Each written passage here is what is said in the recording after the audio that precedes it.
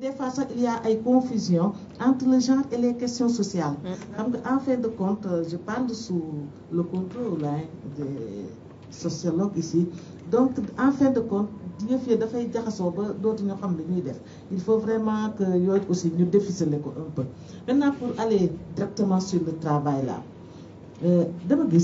j'ai vu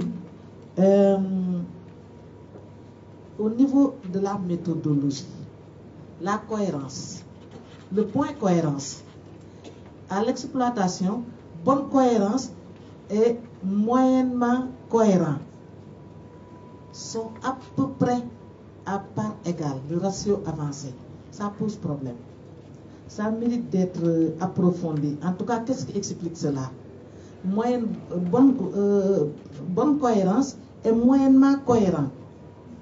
À peu près le même ratio dans l'exploitation. Là, ça pose problème. Ça veut dire que quelque part, il y a hiatus. Soit c'est au niveau de la compréhension, soit c'est au niveau de l'exploitation. Il faut revoir ça. Et j'aimerais bien également, si on s'amusait un peu à croiser la cohérence avec l'efficacité.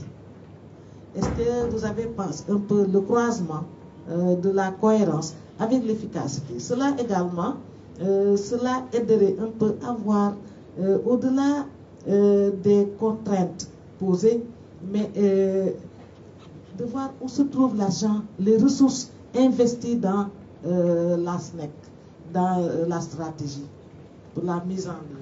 Et également de voir certaines limites et faiblesses des interventions. Ça également, le croisement, en tout cas le croisement, cohérence et efficacité. J'invite un peu à cela pour tirer encore certaines considérations. L'autre point, c'est par rapport à la contrainte de l'opérationnalisation du genre. Cette question, elle est importante. Elle est importante à plus d'un titre parce qu'on doit savoir que la SNEC n'est pas chargée de mettre en œuvre le genre pour les autres. Chaque sectoriel met un genre, intègre le genre. Et d'ailleurs, c'est ça, la recommandation. La recommandation gordienne, c'est la prise en compte du genre dans tous les programmes et projets, notamment au niveau de la mise en œuvre. Et ça revient à tous les secteurs. Ils l'ont bien dit, les consultants.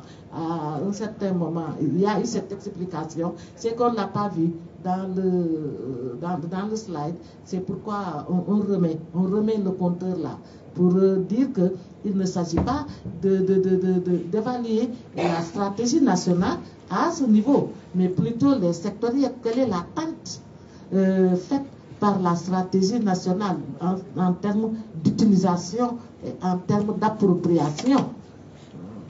Le dernier point, c'est les leçons apprises. J'ai vu ici un catalogue de leçons apprises.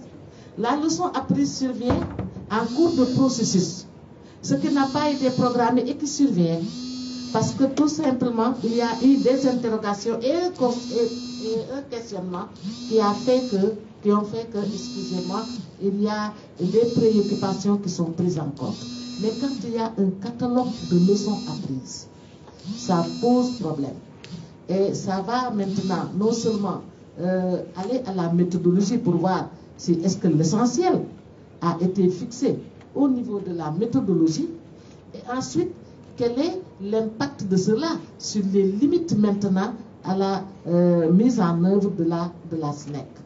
Donc quand j'ai vu, j'aurais aimé, peut-être que si on avait vu un catalogue de bonnes pratiques, peut-être, mais un catalogue de leçons apprises, ça veut dire que quelque part, il y a des réajustements à faire en termes d'approfondissement, surtout au niveau des entretiens, des focus.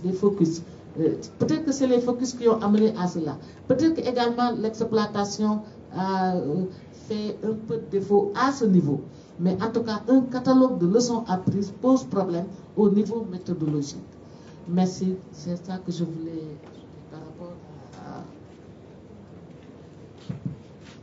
Merci beaucoup, Madame Diouf. Je pense que nos consultants ont bien pris note. Elle soulève là des questions qui sont extrêmement importantes et qui peuvent valablement permettre de rectifier en tout cas pour ce qui reste pour la suite. Alors, nous donnons la parole à Madame Mariam Diop-Dieye. Il y a un micro sur la table. Oui, les jeunes là, mon âge. Venez donner le micro, circuler. Moi, je suis jeune, mais je ne voulais pas.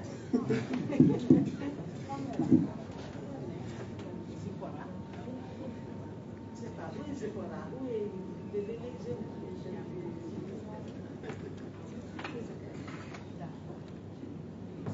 C'est bon, vous avez la parole.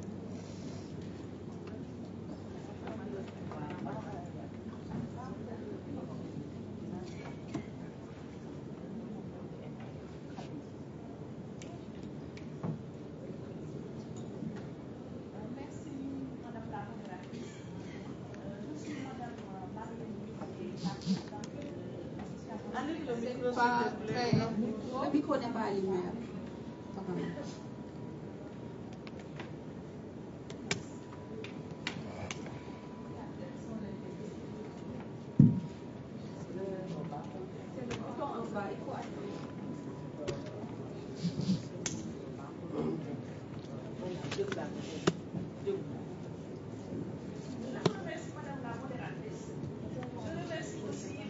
Appuyez le bouton rouge juste en dessous. Ça veut dire qu'il n'y a plus de... Là, oui, la batterie, elle est faible. Les deux ne marchent pas? Les deux ne marchent pas.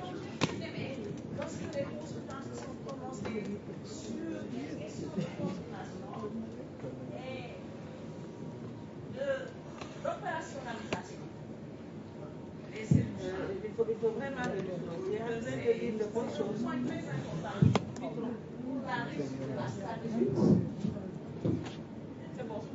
Oui, maintenant c'est bon. Alors donc, les questions, j'ai bien aimé quand les points portant sur la coordination des actions, notamment, je vais citer l'Observatoire national de la parité et la BEC, en tant que mécanisme, mais surtout la coordination, en tout cas pour être plus efficient. Alors, je pense aussi à la formation des acteurs, notamment les cellules genre, qui sont nommées et devraient être accompagnées dans la formation pour une meilleure mise en œuvre des questions d'égalité homme-femme. Moi, je préfère toujours parler des questions d'égalité homme-femme pour lever le voile sur le contenu du genre qui est en train d'être biaisé.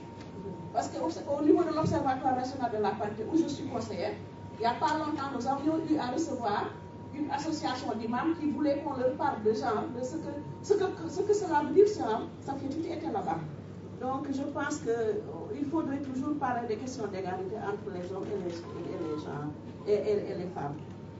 Alors donc je voudrais aussi, pour terminer, parler de l'ancrage institutionnel des cellules genre. Est-ce qu'aujourd'hui, l'ancrage institutionnel